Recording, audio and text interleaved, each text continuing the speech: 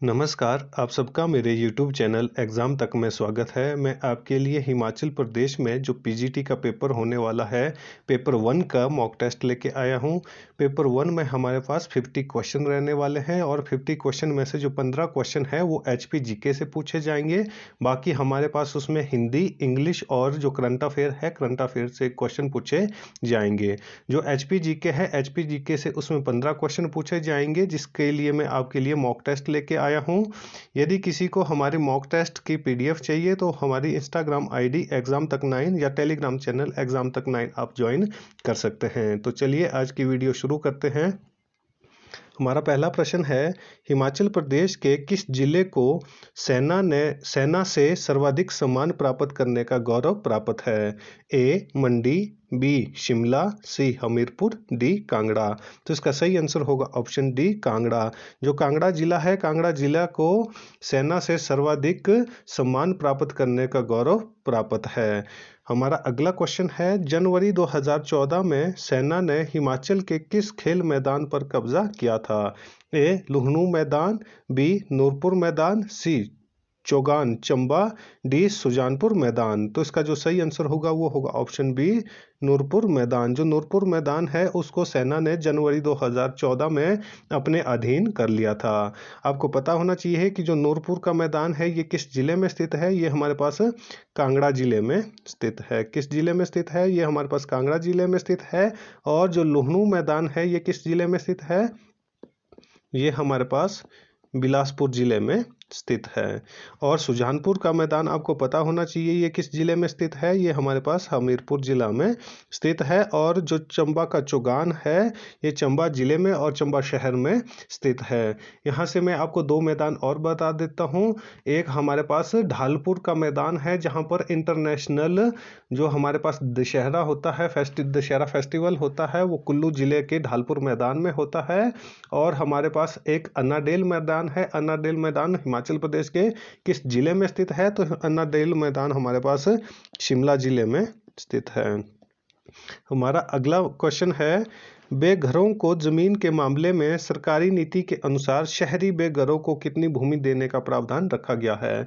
जो मेरा पिछला मॉक टेस्ट था वहां पर मैंने आपको जो ग्रामीण बेघरों को कितनी भूमि देने का प्रावधान था, तो वहां पर 3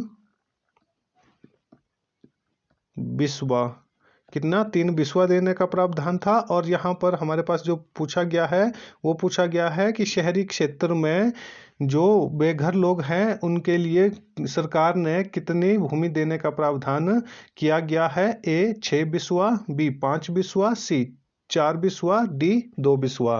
तो इसका सही आंसर होगा ऑप्शन डी 2 बिस्वा। जो 2 बिस्वा भूमि है, यदि कोई व्यक्ति शहरी क्षेत्र में बेघर है या वो लैंडलेस है तो सरकार के द्वारा उसे कितनी भूमि प्रदान की जाएगी? तो उसे 2 बिस्वा भूमि सरकार के द्वारा दी जाएगी। जबकि यदि कोई ग्रामीण क्षेत्र में रहता है और वो लैंडलेस है तो उसको कितनी बिस्वा भूमि दी जाएगी? उसको 3 बिस्वा भूमि दी जाएगी। हमारा अगला क्वेश्चन है, हिमाचल प्रदेश अधीनस्थ सेवा चयन बोर्ड का मुख्यालय कहां पर स्थित है? जो पिछला मॉक टेस्ट है वहां पर भी मैंने आपको बताया था कि हिमाचल प्रदेश अधीनस्थ सेवा चयन बोर्ड का मुख्यालय कहां पर स्थित है?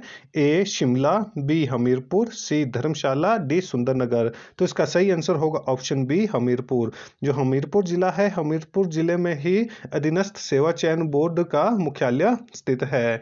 और मैंने आपको बताया था कि इसकी स्थापना कब की गई थी? तो इसकी स्थापना 1999 में की थी। और उस समय हिमाचल प्रदेश के मुख्यमंत्री कौन थे?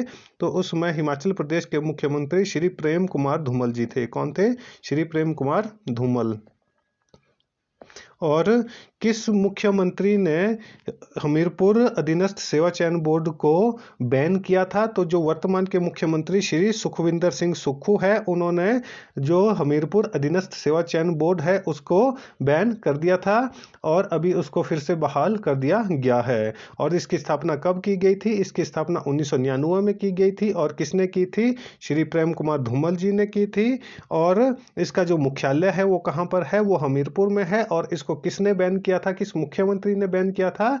जो वर्तमान के हिमाचल प्रदेश के मुख्यमंत्री श्री सुखविंदर सिंह सुक्खू है, उन्होंने इसको बैन किया था। हमारा अगला क्वेश्चन है, सरकार द्वारा हिमाचल प्रशासनिक सेवा के लिए सामान्य वर्ग के अभ्यर्थी अभ्यर्थियों के लिए अधिकतम आयु सीमा 2013-14 से कितनी की गई है? जो हिमाचल सरकार है या भारत सरकार है, उसने हिमाचल प्रशासनिक जो सेवा होती है उसके लिए 2013-14 से कितनी आयु की गई है?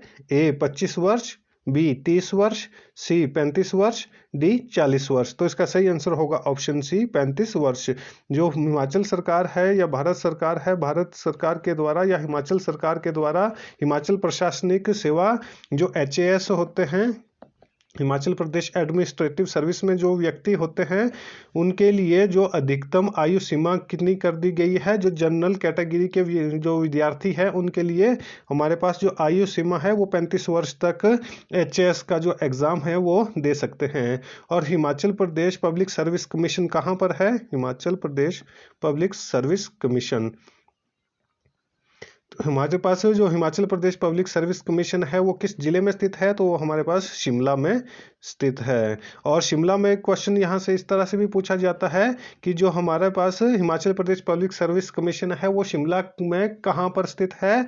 तो वो हमारे पास निगम विहार में है। कहाँ है? निगम विहार। ये आपको पता होना चाहिए।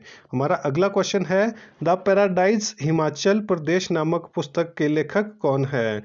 द पैराडाइज हिमाचल प्रदेश जो पुस्तक है उसके लेखक कौन है? ए MS रंधावा, बी जगमोहन बलोखरा, सी शालिनी गर्ग, डी उषा नेगी। तो इसका सही आंसर होगा ऑप्शन बी जगमोहन बलोखरा। जो जगमोहन बलोखरा है इन्होंने द पैराडाइज हिमाचल प्रदेश नामक पुस्तक लिखी है।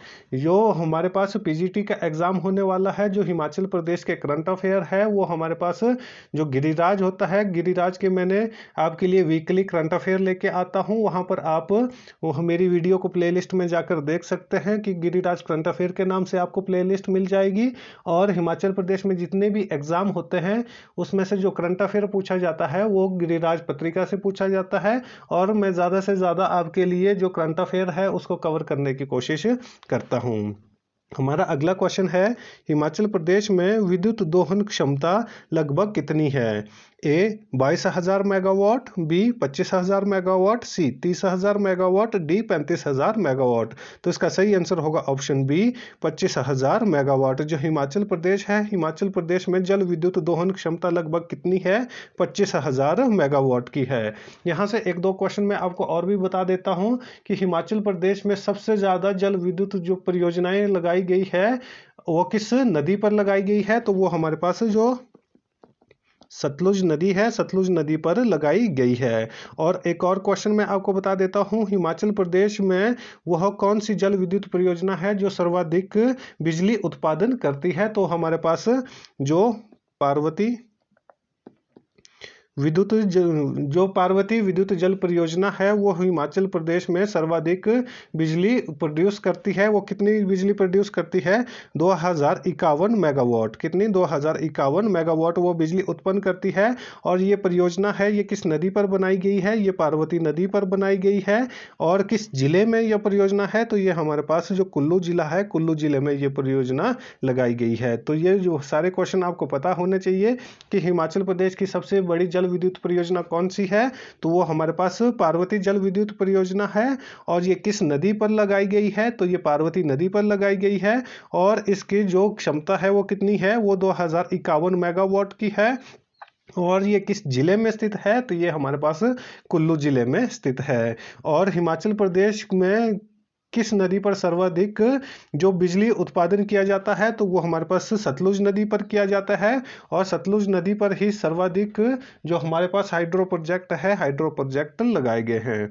हमारा अगला क्वेश्चन है, हिमाचल प्रदेश में किस राजनेता को सर्वाधिक बार मुख्यमंत्री बनने का सौभाग्य प्राप्त हुआ है? ये क्वेश्चन मोस्ट इंपॉर्टेंट क्वेश्चन है। ये मैंने आपको पहले भी बहुत बार बताया हुआ है कि हिमाचल प्रदेश के किस राजनेता को सर्वाधिक बार मुख्यमंत्री बनने का सौभाग्य प्राप्त हुआ है? ए शांता कुमार, बी यशवंत सिंह परमार, सी रामलाल ठाकुर, डी वीरभद्र सिंह। तो इसका सही आंसर होगा ऑप्शन डी श्री वीरभद्र सिंह। जो वीरभद्र सिंह है ये हिमाचल प्रदेश के सर्वाधिक बार मुख्यमंत्री रहे हैं। तो ये कितनी बार? ये 6 बार हिमाचल प्रदेश के मुख्यमंत्री रहे हैं। ये आपको पता होना चाहिए।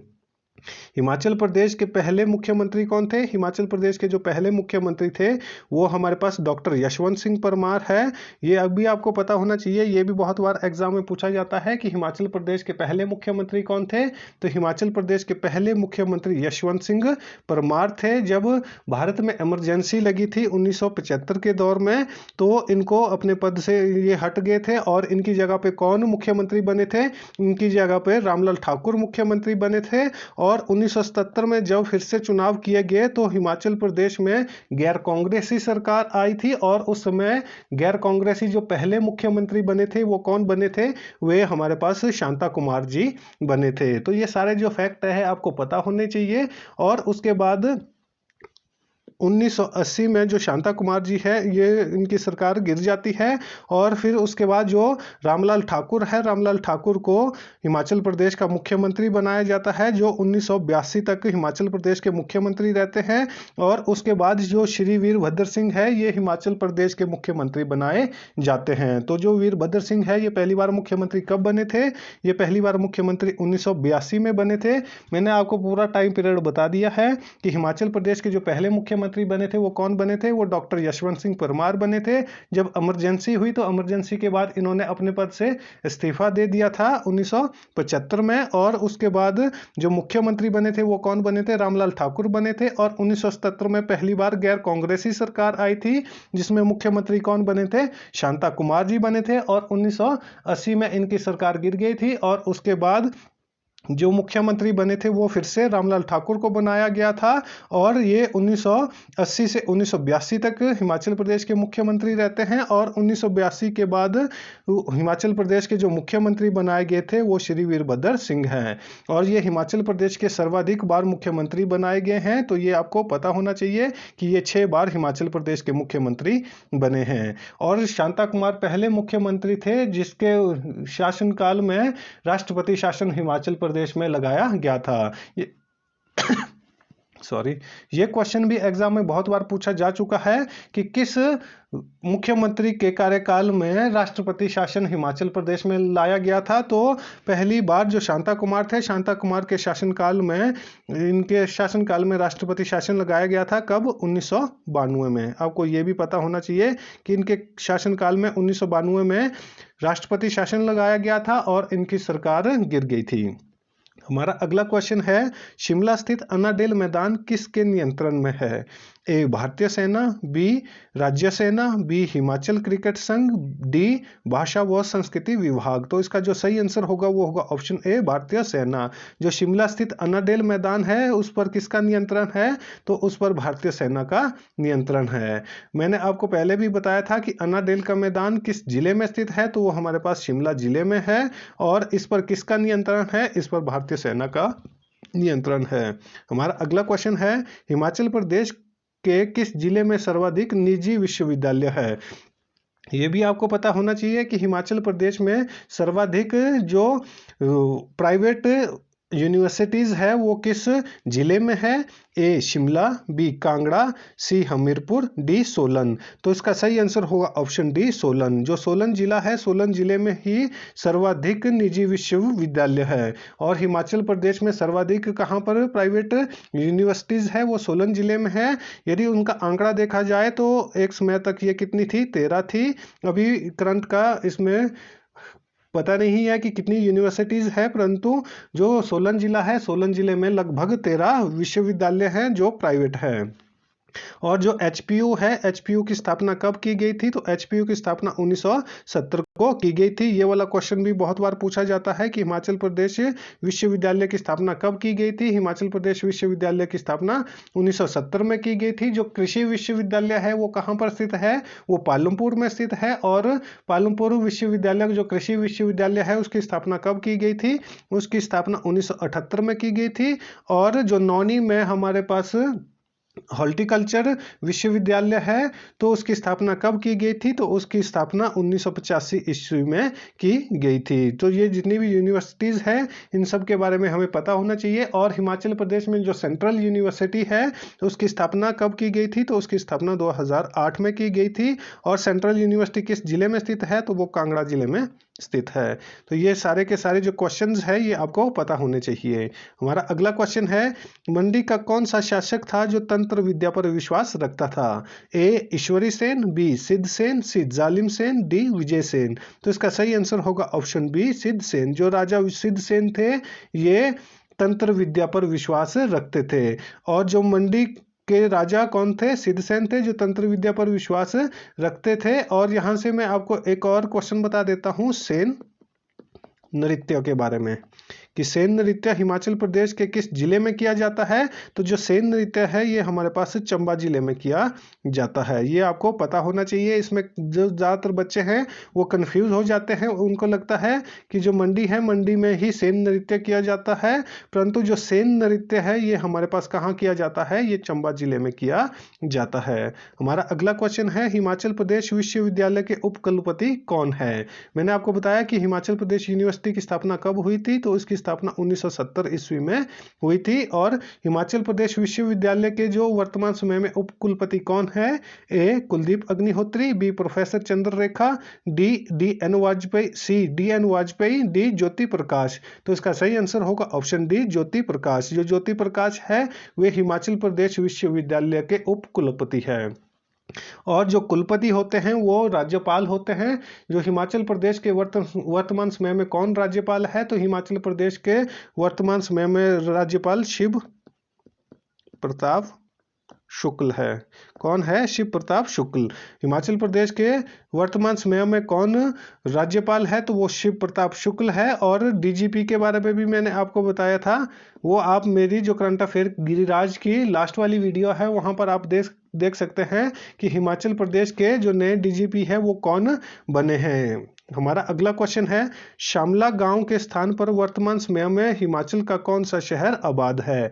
ए परवाणु, बी हराबाग, सी कुल्लू, डी शिमला। तो इसका सही आंसर होगा ऑप्शन डी शिमला। जो शिमला है, शिमला जो शामला गांव है, शामला गांव के स्थान पर शिमला शहर की स्थापना की गई है। ये भी आपको पता होना चाहिए। और शिमला का नाम श्यामला काली के नाम पर पड़ा है। किसके नाम पर पड़ा है? श्यामला काली के नाम पर शिमला का नाम पड़ा है। और उसमें वहां पर एक श्यामला नामक का गांव हुआ करता था जो आज के समय में शिमला शहर है। हमारा अगला क्वेश्चन है, धामी गोलीकांड कब हुआ? ये मोस्ट इंपॉर्टेंट क्वेश्चन है। ये एग्जाम में बहुत बार पूछा जा चुका है कि धामी गोलीकांड कब हुआ?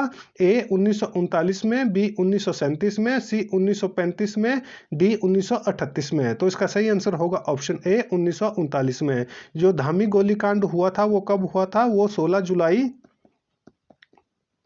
1939 में हुआ था। यह भी आपको पता होना चाहिए कि धामी गोलीकांड कब हुआ। तो धामी गोलीकांड 16 जुलाई 1939 को हुआ था, जिसमें 2 लोग मारे गए थे। और इसकी जो धामी गोलीकांड है, धामी सत्याग्रह की अध्यक्षता किसने की थी? तो धामी सत्याग्रह की अध्यक्षता भागमल सोठा ने की थी। किसने की थी? भागमल सोठा ने इसकी अध्यक्षता की थी। ये क्वेश्चन बहुत बार पूछा जा चुका है, तो आपको पता होना चाहिए कि धामी गोलीकांड कब हुआ। तो धामी गोलीकांड 16 जुलाई 1939 को हुआ था। और इसकी अध्यक्षता किसने की थी? तो इसकी अध्यक्षता भागमल सोठा ने की थी। हमारा अगला क्वेश्चन है, विश्व कॉटन स्कूल की स्थापना 1863 ईस्वी में किसने की थी? पहले तो हमारे को पता होना चाहिए विश्व कॉटन स्कूल हिमाचल प्रदेश के किस जिले में स्थित है? तो ये हमारे पास शिमला जिले में स्थित है। तो ये क्वेश्चन इस तरह से बहुत बार पूछे जा चुके हैं कि विश्व कॉटन स्कूल हिमाचल प्रदेश के किस जिले में स्थित है? तो विश्व कॉटन स्कूल हमारे पास शिमला जिले में स्थित है। और इसकी स्थापना कब हुई थी? तो इसकी स्थापना 1863 ईस्वी में हुई थी। और किसने की थी? A John Richard, B John Lawrence, D Edwards, C Edwards, D sir Henry. तो इसका सही आंसर होगा ऑप्शन बी जॉन लॉरेंस। जो विश्व कॉटन स्कूल है, विश्व कॉटन स्कूल की स्थापना किसने की थी? तो विश्व कॉटन स्कूल की स्थापना जॉन लॉरेंस ने की थी। और कब की थी? 1863 ईस्वी में की थी। और विश्व कॉटन स्कूल किस जिले में या किस शहर में स्थित है? तो ये शिमला जिले में स्थित है। तो हमारा जो आज का मॉक टेस्ट था वो यहीं पर खत्म होता है। यदि आपको हमारी वीडियो अच्छी लगी हो तो वीडियो को लाइक करें, कमेंट करें और वीडियो को अपने दोस्तों के साथ शेयर करें। यदि आपको पीडीएफ चाहिए तो हमारे जो टेलीग्राम चैनल है एग्जाम तक 9 उसको आप ज्वाइन कर सकते हैं। और हमारे यूट्यूब चैनल एग्जाम तक को सब्सक्राइब करें। धन्यवाद।